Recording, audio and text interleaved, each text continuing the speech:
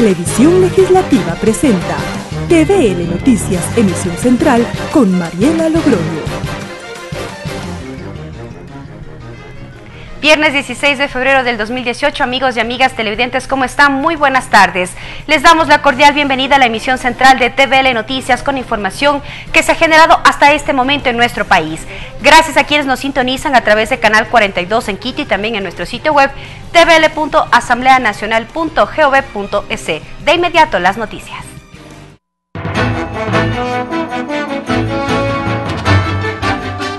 Consulta popular. La Asamblea Nacional conformó la comisión ocasional que reformará la Ley de Participación Ciudadana y derogará la Ley de Plusvalía, de acuerdo a la consulta popular. Esta nueva mesa legislativa tendrá una duración de 45 días. Con 84 votos, el Pleno de la Asamblea Nacional aprobó la conformación de la nueva comisión ocasional, que será la encargada de reformar la Ley de Participación Ciudadana y derogar la Ley de Plusvalía. Se trata de la pregunta 3 y 6 de la consulta popular. El encargado de mocionar los 10 nombres fue el asambleísta Daniel Mendoza. César Litardo, Daniel Mendoza, Elizabeth Cabezas, Montgomery Sánchez, Jimena Peña, Roberto Gómez, Vicente Tayano, Encarnación Ducci, Guillermo Celi y Fernando Burbano. Tras la votación, el presidente de la Asamblea Nacional, José Serrano, reveló que esta comisión tendrá un lapso de 45 días para analizar, debatir y aprobar las reformas legales. Con relación a la pregunta 3 del Consejo de Participación Ciudadana, esa reforma debe estar lista hasta el 15 de marzo y en los siguientes días debe estar lista también la derogatoria total de la Ley de Plusvalía. En ese mismo sentido se pronunció el asambleísta de las filas de Creo, Roberto Gómez, quien precisó que el tiempo corre para el legislativo, si el objetivo es elegir a los integrantes del Consejo de Participación Ciudadana definitivo en las elecciones seccionales del 2019. El mandato popular dice que de manera improrrogable tienen que elegirse en próximas elecciones coincidentes con las seccionales. Además, durante la sesión 498 del Pleno de la Asamblea Nacional, los asambleístas correístas insistieron en sus críticas a la consulta popular. Sofía Espín dijo que no avalarán la conformación de la comisión ocasional. La bancada de principios de ninguna manera puede sumarse a esta comisión especializada ocasional. La tarde de este jueves, tras la votación, la comisión ocasional se reunió por primera vez y designó a Daniel Mendoza como su presidente. La primera sesión de la mesa legislativa será el próximo lunes. Ricardo Bravo, TVL Noticias. La Comisión Ocasional para aplicar las preguntas 3 y 6 de la consulta popular trabajará a triple jornada la siguiente semana. Los comisionados esperan el envío del Ejecutivo del proyecto de reformas a la Ley de Participación Ciudadana. Ricardo Bravo con la información. Buenas tardes. Así es, ¿qué tal? Buenas tardes. La comisión ocasional que busca instrumentar la pregunta 3 y 6 de la consulta popular sesionará el próximo lunes en horas de la tarde. Vamos a conversar con el vicepresidente de esta mesa legislativa, el asambleísta César Litardo. Asambleísta, bienvenido a los medios legislativos. Sesionarán el lunes en la tarde. ¿Cuáles serán los temas que ya están en agenda? Un saludo para todos. Bueno, ya el día lunes en la tarde, cuando hagamos la primera sesión ya oficial de trabajo, creo que ya habremos recibido las 2 propuestas de ley para regular tanto la pregunta 3 como la número 6, así que una vez que tengamos estas 2 propuestas de ley enviadas por el Ejecutivo, ya podremos empezar con el cronograma de trabajo, analizar las mismas y la preparación de los informes preliminares para el Pleno de la Asamblea Nacional. ¿Será reformar la Ley de Participación Ciudadana, incluido también el Código de la Democracia, o solo la primera normativa? La primera normativa, básicamente la Ley Orgánica de Participación Ciudadana, que en este momento no tiene ninguna norma jurídica que establezca cómo elegir por elección popular a sus representantes en el periodo 2019, tal como lo mandó la pregunta 3. Se habla mucho de los tiempos. Tendrán 45 días para trabajar y preparar los informes de asambleísta. ¿Les alcanzará el plazo? Estamos comprometidos en que sí, incluso en esta vigencia, la pregunta 3, vamos a tener menos tiempo. tenemos que tener hasta el 16 de marzo para poder culminar este propósito. Hemos hecho una agenda de trabajo lunes, miércoles, viernes para poder cumplir con el mismo y así pues entre la normativa interna de la aprobación de los informes dentro de la comisión más los 2 debates que debemos tener en el pleno de la Asamblea, cumplir con este objetivo y el 16 de marzo estar esta ley ya terminada en su totalidad, esta reforma legal. Publicada en el registro oficial seguramente. Y asambleísta, ¿qué va a pasar con la derogatoria de la ley de plusvalía? ¿Será enviada igualmente por el Ejecutivo? La pregunta 6 establece que el Ejecutivo enviará de una ley económica urgente a la Asamblea Nacional este proyecto de derogación de esta ley, en donde nosotros tenemos, tal como lo establece la ley, 30 días para tratarla y poderla poder cumplir con el mandato ciudadano. Así que estamos dentro de los plazos también, como manifestaba, le vamos a dar prioridad a la pregunta número 3 y iremos trabajando paralelamente en el proceso de la derogación de la ley de plusvalía. Gracias, asambleísta César Litardo, vicepresidente de la Comisión Ocasional, que empezará su trabajo este día lunes a partir de las 18 horas. Hasta aquí este informe. Buenas tardes. Gracias, Ricardo, por la información. Los asambleístas Byron Valle, Pavel Muñoz, Juan Cristóbal Lloret y Juan Cárdenas de la bancada Revolución Ciudadana presentaron su agenda legislativa 2018 basada en 5 ejes sobre desempleo, inseguridad, economía, corrupción y erradicación de la pobreza. Para el asambleísta Pavel Muñoz, luego de la consulta es necesario trabajar en conjunto con normativas que le urgen a la ciudadanía. Además, informó que el presidente de la Asamblea conoce la posición de la bancada con respecto a la creación de nuevas comisiones ocasionales. Institucionalidad, en este caso la Asamblea Nacional tiene establecidas sus comisiones y son las comisiones las que tienen que funcionar. No hay base legal para una especie de, si usted quiere, boicot sobre el desarrollo normal de las comisiones. Yo creo que cada una de las comisiones podrá tener el debate interno para poner las cosas en cauce normal. Yo le he planteado al presidente de la Asamblea Nacional que incluso en la próxima reunión de coordinadores de la bancada este sea un tema, de coordinadores de las distintas bancadas y coordinadores de grupos políticos este sea un tema, porque lo que sí es cierto que ustedes, digamos, son testigos cotidianos. No todo en la Asamblea Nacional es lo que a veces solemos ver como disputa de visiones distintas en el seno del Pleno, en cada una de las comisiones. Yo creo que hay un bastante buen espíritu, sobre todo después de terminar la consulta popular, de que el Ecuador encuentre los cauces adecuados para resolver los problemas que tiene la gente. Cambiamos de tema. En el inicio del primer debate del proyecto de ley reformatoria a la Ley de Seguridad Social este jueves, surgieron varias observaciones, como el rol del Estado para cubrir con el aporte a las pensiones jubilares, el techo de esta asignación y el fundamento del estudio actuarial para que los recursos sean sostenibles hasta el año 2031. Esto y más en el siguiente resumen. Con la presencia de campesinos, agricultores, pescadores artesanales desde Barras Altas, el Pleno de la Asamblea conoció el informe para primer debate del proyecto de ley reformatoria a la Ley de Seguridad Social. El ponente, el asambleísta Juan Cárdenas, inició recordando los antecedentes de la normativa, de la que dijo cubrirá las necesidades que presenta el Seguro Social Campesino. Entre aplausos ratificó que desde este 2018 entraría en vigencia este beneficio. Llegar sin ningún tipo de esfuerzo al año 2031 con los incrementos que estamos proponiendo. Ya en la discusión, el asambleísta Raúl Tello criticó que el estudio actuarial entregado por el Consejo Directivo del IES a la Comisión de Trabajadores no haya cubierto las verdaderas dudas de la situación actual de la seguridad social del país, al tiempo que hizo un llamado al CAL para que revise su pedido de juicio político en contra del superintendente de bancos. ¿Hasta cuándo se van a pronunciar? Cuando existen causales suficientes. La situación de las mujeres para percibir la pensión jubilar y el rol del IES para la sustentabilidad de los recursos luego del 2031 fueron temas que puso a debate la asambleísta Karina Arteaga. ¿Qué medidas tomará el IES luego de los 14 años de financiamiento? ¿Cuál será el aporte del Estado? La legisladora representante de la provincia de Los Ríos, Marcia Regui, habló de la realidad de los arroceros y la crisis que presenta el sector por falta de recursos. Para poder cumplir con este inicio de apoyo a los agricultores. Con los primeros aportes, el presidente de la Asamblea suspendió el primer debate sin antes agradecer la presencia de los representantes del Seguro Social Campesino que acompañaron el debate, mismo que se retomará la próxima semana. Mariela Logroño, TVL Noticias. 10 pruebas entregó el asambleísta Fabricio Villamar en contra del superintendente de comunicación Carlos Ochoa en el marco del juicio político que tramita la Comisión de Fiscalización en su contra. Además, la mesa legislativa solicita a la Fiscalía y a la Supercom informes con las resoluciones sancionatorias a varios medios de comunicación. El asambleísta Fabricio Villamar fue el primero en tomar la palabra en la Comisión de Fiscalización. Aquí presentó 10 pruebas para llevar al superintendente de la Información y Comunicación, Carlos Ochoa, a juicio político. Dentro de su exposición, argumentó la sanción de la Supercom a Teleamazonas por opiniones de la asambleísta Lourdes Cuesta. Desencadenaron una serie de consecuencias jurídicas punitivas al canal de televisión, quien fue hecho responsable por la opinión de terceros. Otro ejemplo, la sanción que impuso la Supercom a Diario La Hora por una supuesta censura previa, al no publicar la rendición de cuentas del alcalde de Loja, José Bolívar Castillo. Esta denuncia fue presentada por el edil lojano.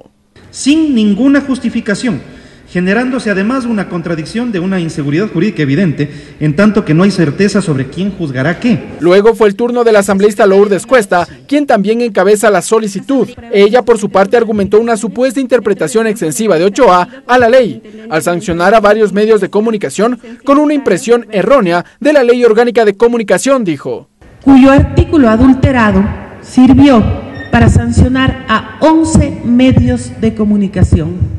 Posteriormente, la asambleísta Elizabeth Cabezas presentó como prueba el informe de la Contraloría con predeterminación de responsabilidades administrativas, cuando Ochoa era director nacional de noticias de Gama TV. Y en este caso, fundamentalmente se determina el valor de $94.200 que constan en la página 30 del documento de la Contraloría. La Comisión de Fiscalización negó el pedido de Ochoa para que se le amplíe el plazo y pueda presentar sus pruebas de descargo. La mesa legislativa se reunirá la próxima semana. Ricardo Bravo, TVL Noticias.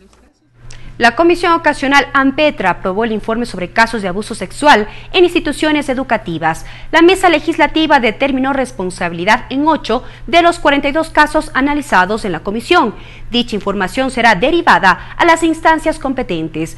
Nuestra compañera Lorena Espinosa siguió de cerca la cobertura y nos preparó un informe. Adelante.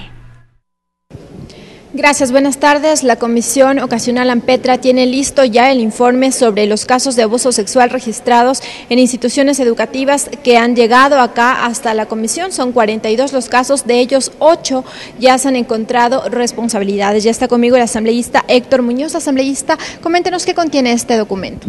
Buenos días, efectivamente tiene el análisis de, la presentación de los 42 casos que ha llegado ante la comisión. Se han analizado básicamente 8 que son los emblemáticos, en donde se tiene recomendaciones y algunas conclusiones al respecto. Sobre estos casos ya existen responsabilidades. Por ejemplo, hablemos de uno de los casos emblemáticos, que es el caso AMPETRA. ¿A quién se cataloga como responsable de estos casos que sucedieron hace 7 años y se registraron nuevos casos también hace poco? Se han detectado algunas falencias, sobre todo en el Ministerio de Educación, que es el órgano rector de todo lo que tiene que ver con los planteles educativos. Se han determinado algunas falencias también en la parte de Fiscalía, sobre todo en la velocidad que tienen que darse las denuncias. Básicamente eso de los 8 casos en general.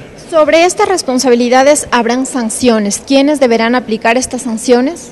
Muchos de los temas se encuentran ya judicializados, se tiene que seguir el procedimiento que establece la normativa. Nosotros como comisión estamos haciendo el respectivo control político y estamos dando el informe efectivamente. Recordemos que también existen mesas interinstitucionales en donde se están analizando todos los temas.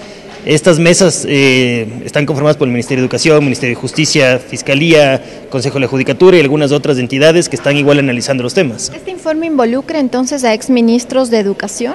¿Qué acciones podría tomar este informe de la comisión? A ver, en nuestro caso, al ser el control político, como lo he dicho en algunas ocasiones, al tener responsabilidad el Ministerio de Educación, habría que ver quién fue el ministro de Educación en ese entonces. Como control político nosotros ya no tenemos, digamos, la posibilidad de hacerlo, porque en el caso puntual del actual asambleísta Espinosa, al pasar el año de haber dejado sus funciones como ministro, ya no podemos hacer control político. Ahora hay que ver qué acciones se van a seguir en la parte judicial. ¿Esto a quién le competiría? ¿Los familiares podrían tomar acciones sobre esto? Efectivamente, los familiares de las víctimas naturalmente deberían hacerlo. ¿A través de qué vía? ¿Cómo sería la sanción? En la Fiscalía, presentar la denuncia correspondiente, si es que ellos creen que se creen afectados, si creen que existe una responsabilidad por parte de las autoridades. ¿Cuáles son las recomendaciones que plantea este documento? Se tienen algunas recomendaciones, son 24 entre ellas. Una de las que yo he propuesto que no estaba contemplado es tener un poquito más de control en el tema de migración. Existe información que es pública, que están ingresando al país personas que tienen antecedentes de abuso sexual con niños, etcétera, y que lo importante es por lo menos saber cuál es el domicilio en donde están ubicados ellos para hacer el seguimiento adecuado. Muchísimas gracias al asambleísta Héctor Muñoz, integrante de la Comisión Ocasional AMPETRA. Otro de los temas que se topó también en esta sesión ha sido el tema de prevención y alerta temprana. También aprobaron un cronograma de trabajo en lo que resta de la función de esta Comisión Ocasional, que será hasta agosto de este 2018. Hasta aquí el informe, buenas tardes. Gracias, Lorena, por la información. Es tiempo de una pausa, pero al volver les tendremos información de 2 proyectos de ley que reposan actualmente en la Comisión del Régimen Económico. Ya regresamos. Regresamos con TVL Noticias Emisión Central luego de la siguiente pausa promocional. Continuamos con TVL Noticias Emisión Central. Un proyecto de ley reformatoria a la Ley de Hidrocarburos y el proyecto de ley reformatoria a la codificación de la Ley del Fondo para el Ecodesarrollo fueron analizados al interior de la Comisión del Régimen Económico. La próxima semana se prevé la presencia de especialistas en hidrocarburos para continuar con el análisis de ambas iniciativas. Un primer tema a tratarse fue el proyecto de ley reformatoria a la Ley de Hidrocarburos de iniciativa del asambleísta Rina Campaín. Durante su intervención detalló cifras de los daños generados a causa de la refinería de Esmeraldas, pues dijo que no existen las medidas de seguridad necesarias, lo que ha desembocado en altos índices de contaminación y la proliferación de enfermedades. Su propuesta se basa en establecer rentabilidad de la explotación e industrialización del petróleo. Los gobiernos autónomos descentralizados de las provincias en las que se industrializa hidrocarburos no recibe aún ningún tipo de beneficio por este concepto. También la asambleísta Roberta Zambrano presentó un proyecto de ley de similares características, enfocado en cambio en recibir $1 por la refinación de cada barril de petróleo, destinado a cubrir las necesidades que enfrenta la provincia de Esmeraldas con la refinería. 110.000 barriles de petróleo a $1 son $110.000 diarios que recibiría y que sería repartido en lo que son municipios, lo que es prefectura y juntas parroquiales. Luego de las intervenciones, los asambleístas Juan Cristóbal Lloret y Lenín Plaza dieron sus aportes. Ambos coinciden en que se deberá trabajar con especialistas en hidrocarburos para adoptar las medidas necesarias para su tratamiento. Donde sale el petróleo, por donde sale la mayor refinería de Esmeraldas, solo tenemos contaminación, muerte y destrucción. Tener un informe jurídico con respecto a la pertinencia de la modificación de esta ley. La próxima semana la comisión prevé recibir a especialistas para el tratamiento de estas 2 iniciativas. Mariela Logroño, TVL Noticias. La Comisión de Biodiversidad alista el informe para segundo debate del proyecto de ley para la circunscripción territorial especial amazónica. El tema que aún genera discusión es la asignación de recursos provenientes del petróleo para las provincias amazónicas. La propuesta consiste en incrementar de $1 a $2 por cada barril de petróleo. Sin embargo, el aumento sería de manera progresiva. La asignación de recursos provenientes del petróleo para las provincias amazónicas fue el tema que centró el debate al interior de la Comisión de Biodiversidad en el marco del tratamiento del proyecto de ley orgánica para la circunscripción territorial especial amazónica. La actual Ley 010 establece que por cada barril de petróleo se destina a la Amazonía $1. Con el proyecto de ley, este valor se duplicaría y sería de $2 por cada barril de petróleo. Sin embargo, para llegar a ello deberá pasar 3 años luego de la vigencia de la ley. El asambleísta Juan Pablo Belín explica que el incremento sería progresivo. Es decir, 50 centavos este año y 25 en los próximos años. Anterior a eso, un 4% permanente, pero nunca que se reciba menos de los $2. Sin embargo, el asambleísta Henry Moreno no se muestra de acuerdo con lo que plantea el proyecto, pues asegura que la región amazónica necesita recursos mientras exista petróleo. Nosotros hemos dicho que eso nos parece injusto con la Amazonía, ¿Por qué? Porque los amazónicos no tenemos por qué pagar los platos rotos ahora de una década que se dice ganada. Nos dicen que el país está en crisis, ¿sí? Pero ¿por qué en la época de la bonanza, en la década de la bonanza, también no nos dijeron a los amazónicos vengan y compartamos la bonanza? En la sesión de la comisión estuvo presente además la viceprefecta de Morona, Santiago, quien aseguró deben revisarse las asignaciones que reciben los distintos niveles de gobierno, pues asegura que existen desigualdades. Una parroquia petrolera de la provincia de Orellana, de Sucumbíos, estoy totalmente segura que está recibiendo muy por debajo, tal vez la quinta, la décima parte de una parroquia de Tungurahua y de Chimborazo. El proyecto de ley tiene como objetivo regular la planificación integral de la Amazonía y establecer lineamientos para el ordenamiento de su territorio. Lorena Espinosa, TVL Noticias. A finales de marzo estaría aprobado el informe para segundo debate del proyecto de Código Orgánico de la Salud. El documento de más de 390 artículos incorpora distintas temáticas ligadas a la salud, las sanciones administrativas para la mala práctica médica y la dotación de medicamentos para personas con enfermedades raras o catastróficas son algunos de los desafíos que contempla este documento. Desde el 2012, el proyecto de Código de la Salud reposa en la Comisión del Derecho a la Salud de la Asamblea Nacional. Son varios proyectos de ley sobre diversas temáticas ligadas a la materia que se han ido incorporando durante su tratamiento. El primer debate del proyecto fue en mayo de 2017. Esta versión contenía 304 artículos. Sin embargo, según el presidente de la mesa legislativa, explica que de cara al segundo debate los cambios han sido sustanciales. Producto de este proceso de diálogo que ha existido a nivel nacional. Hoy, en este momento, estamos con un proyecto que tiene 390 artículos y hemos tenido cambios importantes. Y es que el tema es extenso y diverso al tratarse de todo el sistema de salud.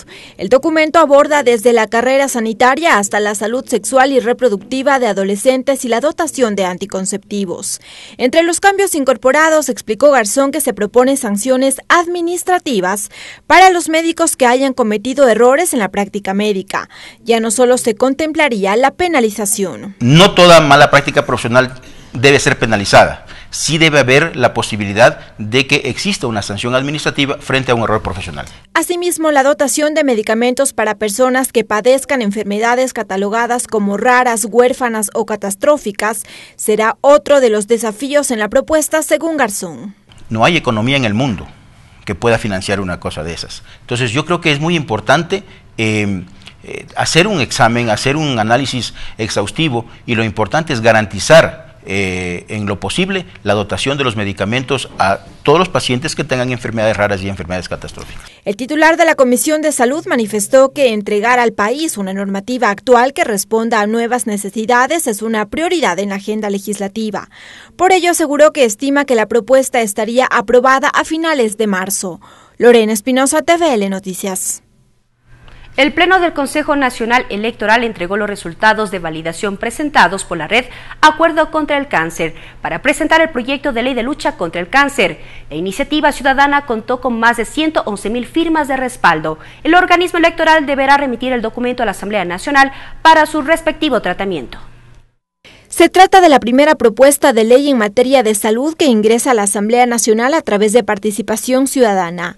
La Red de Acuerdo contra el Cáncer logró reunir más de 150.000 firmas que respaldan el proyecto de ley orgánica de lucha contra el cáncer. El Consejo Nacional validó las rúbricas y dio luz verde a esta iniciativa. Primera iniciativa normativa nacional a la cual tiene este feliz término. No solamente llegamos a 31.000, sino podemos duplicar, triplicar, y en este caso 357% más de lo que se había pensado. Así. La propuesta de 67 artículos tiene entre sus principales objetivos trabajar de manera articulada para optimizar esfuerzos y recursos en la lucha contra la enfermedad, y se propone la creación de un Consejo Nacional de Lucha contra el Cáncer. ¿Y por qué es tan necesario crear un consejo? Porque el día de hoy tenemos a diferentes actores trabajando de forma desarticulada, los actores públicos por un lado, los actores privados por otro, las organizaciones sociales por otro y las organizaciones comunitarias por otro. El sistema y quienes defendemos los sistemas sabemos que podemos lograr equilibrio, que podemos retroalimentarnos los unos con los otros. Wilson Merino, coordinador del Acuerdo contra el Cáncer, asegura que hasta el 2020 esta enfermedad podría afectar a 32.000 ecuatorianos. Por ello insiste en la urgencia de trabajar para reducir los índices, pero sobre todo dice priorizar la prevención de esta enfermedad. Necesitamos cambiar la lógica en la que estamos luchando contra el cáncer, no necesitamos solamente hospitales y medicamentos, necesitamos priorizar la prevención. Hay 7 elementos fundamentales en los que podemos intervenir con costo cero, incidiendo en la educación. Esta es una iniciativa que nace al revés. No nace de la institución política, nace desde los ciudadanos. El documento deberá ser remitido a la Asamblea Nacional para su respectivo tratamiento. Lorena Espinosa, TVL Noticias. El asambleísta Fernando Flores y la diputada italiana Renata Bueno visitaron el Palacio Legislativo. El objetivo es fortalecer los lazos de fraternidad entre ambos parlamentos, indicó la diputada. Recordemos que actualmente en Italia se encuentran en periodo electoral para la elección de los nuevos integrantes del Senado. Por Ecuador, esta candidatura la ocupa el ex legislador Vicente Tayano. Las elecciones parlamentarias en Italia se desarrollarán en el mes de marzo. Nosotros no tenemos el voto electrónico, es solamente este tipo de voto que es el sufragio por cédula electoral que van en la casa de la persona. Si no llegan en las casas, el ciudadano puede ir en el consulado italiano y pedir para votar ahí, si no ha recibido la cédula. Entonces, para quien vive en Quito, por ejemplo, es más fácil porque el consulado está aquí en la embajada italiana. Entonces, es más fácil para poder votar en el consulado si no recibe las cédulas. Sí, en Ecuador son cerca de 16.000 votantes, electores.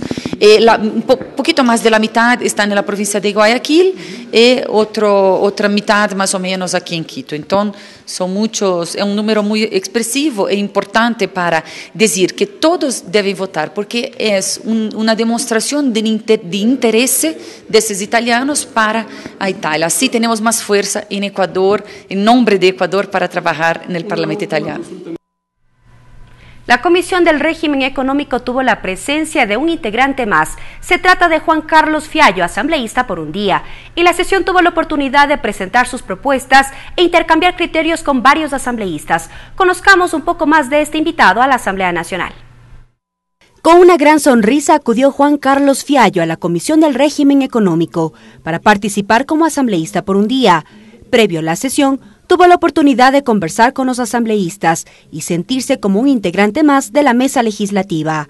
Al inicio de la sesión, el presidente de la mesa, Pavel Muñoz, le dio la cordial bienvenida. Y ha participado en varios modelos de Naciones Unidas en países de América del Sur. Bienvenido, asambleísta.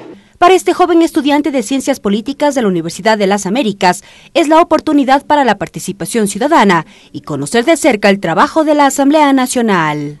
Soy bastante joven, es el hecho de que podamos participar como jóvenes en general en este tipo de espacios, empaparnos un poco más de lo que sucede a nivel nacional. Durante la sesión de la comisión, Juan Carlos Fiallo tomaba apuntes de las intervenciones. En ese momento solicitó el uso de la palabra. Los legisladores quedaron sorprendidos con los aportes de un joven de tan solo 23 años. Es que tenemos unas normas espectaculares, o sea, son muy bellas y son mucho de vanguardia. El problema es que muchas veces no se trata como de seguir tipificando, sino como de generar el cumplimiento. Para el asambleísta por un día, estos espacios son prioritarios para abordar temas que son de interés general, en particular de los jóvenes estudiantes que desconocen de las leyes que los respaldan.